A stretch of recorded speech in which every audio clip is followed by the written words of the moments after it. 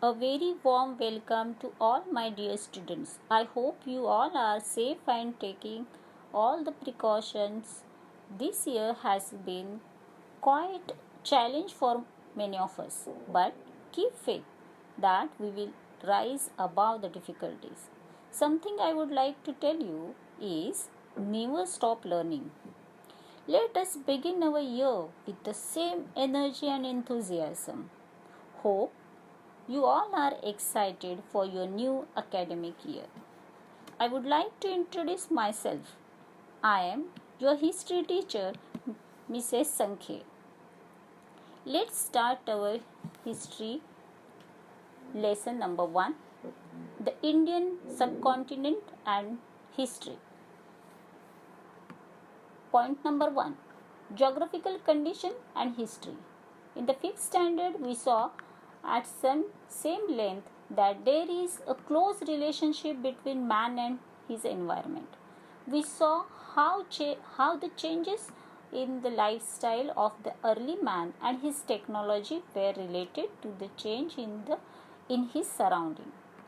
We also reviewed the history of human civilization from the Stone Age to agricultural civilization that flourished on the bank of rivers. History is a coherent account of the significant past events in the progress of human culture.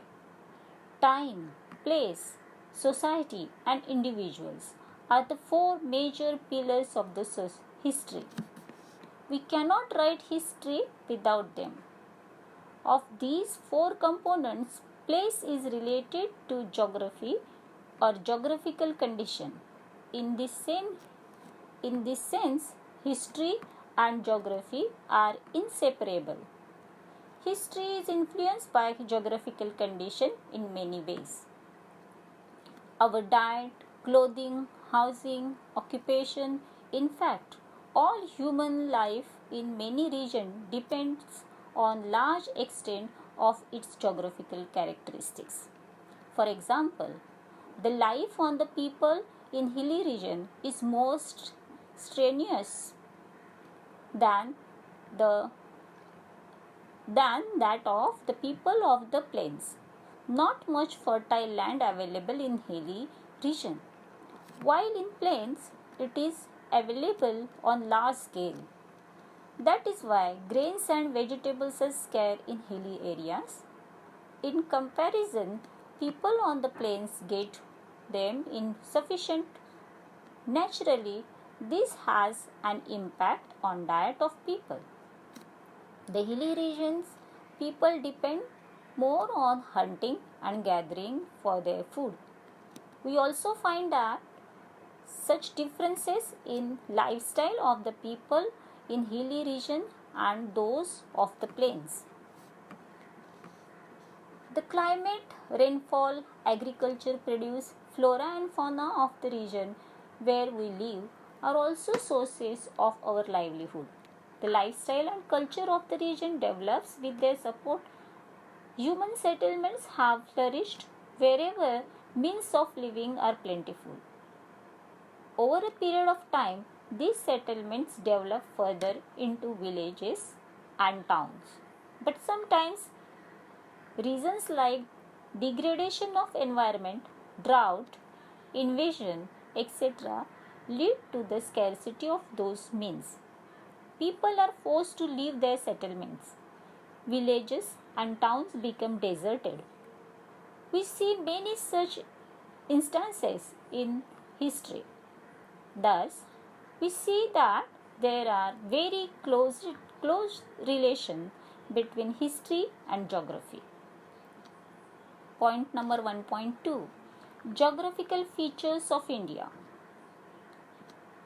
Our country, India, extends far and wide. It is north. At its north lies the Himalaya. To the east, the Bay of Bengal. To the west, Arabian Sea, and to the south, Indian Ocean. Except for the islands of Andaman, Nicobar and Lakshadweep, the rest of the country is contiguous. We have to take into account this region, henceforth referred to as ancient India. When we study ancient history of India before 1947, today's Pakistan and Bangladesh were also part of India. The following areas are seen to be important when we look into the course of Indian history: the Himalayas, the plains of Sindhu, Ganga, Brahmaputra rivers, the Thar Desert, the Deccan Plateau, the coastal region, the islands in the seas. Himalayas. The Hindu Kush and Himalaya ranges have created an impenetrable wall. Himalayas. The Hindu Kush and Himalaya ranges have created an impenetrable wall on the northern side of the Indian subcontinent. This wall has separated the Indian subcontinent from the desert of Central Asia. However, there is a land route through the Khyber and Bolan Pass in the Hindu Kush mountains. This route was connected to an ancient trade route. The trade route from China passes through Central Asia and reached Arabia. It is known as Silk Route or Silk Road because silk was the main commodity exported to the Western countries using this route. The route through the passes was used by many foreign invaders to enter ancient India. Many foreign travelers also came to India by this route. The plains of the Sindhu, Ganga, Brahmaputra. This region consists of the basin of the three big rivers Sindhu, Ganga, Brahmaputra and their tributaries. The region extends from Sindh, Punjab in the west to the present day Bangladesh in the east.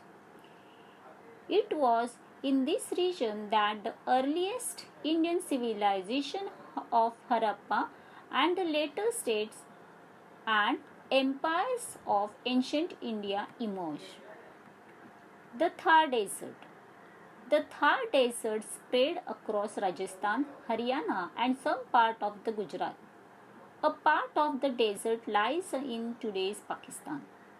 The desert has the Satluj River to its north.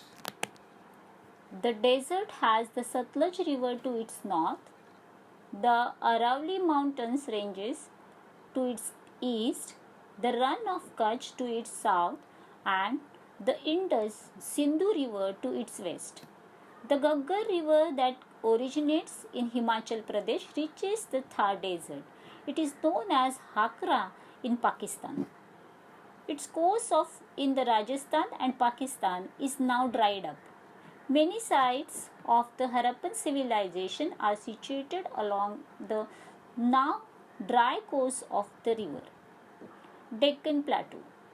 The region between the east and the west coast of India tapers off to the south. This region has the Arabian Sea to its west and Indian Ocean to its south and the Bay of Bengal to its east. A region thus bound by the sea on the three sides is called peninsula. A region thus bound by the sea on three sides is called a peninsula. A major part of the Indian peninsula is occupied by Deccan Plateau. The mountain ranges of the Vindhya and Satpura are located in the north of the Deccan Plateau. The Sahyadri mountain ranges are its west. They are also known as the Western Ghats. To the west of the Sahyadri is coastal region of Konkan and Malabar. The mountains on the eastern side of the Deccan Plateau are known as the Eastern Ghats. Deccan Plateaus has fertile land where many post-Harappan agrarian culture flourished. Deccan Plateau was a part of Maurya Empire, the largest in the ancient India. After the decline of the Maurya Empire too, several other kingdoms and smaller empires continued flourish in this region. Point number 5. The coastal region. From the time of Harappan civilization, ancient India had trade relations with the western countries. This trade was carried by sea. Therefore, India had developed contact and interactions with foreign cultures and people at the seaports. Later on, land route came to be used for trade and transport. But the importance of sea route did not diminish. Point number 6. The islands in the sea. Andaman and Nicobar are the Indian islands in the Bay of Bengal. Lakshadweep is the group of Indian islands in the Arabian Sea. The location of these islands may have been important in ancient sea trade. The manuscript of Periplus of Erythraean Sea or Handbook of Red Sea makes a mention of Indian islands.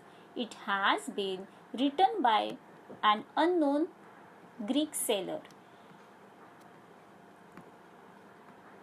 The Indian subcontinent. The cities of Harappa and Mohenjo-daro are in today's Pakistan, Pakistan, Nepal, Bhutan, Bangladesh, Sri Lanka, and India together form the region known as South Asia.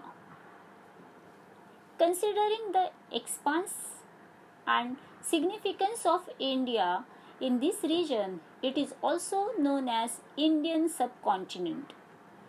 The Harappan civilization had spread mainly in the northwestern part of the Indian subcontinent. China and Myanmar, our neighboring countries, are not part of South Asia or the Indian subcontinent, However, they had culture and trade relation with ancient India. They have an important place in the study of ancient history.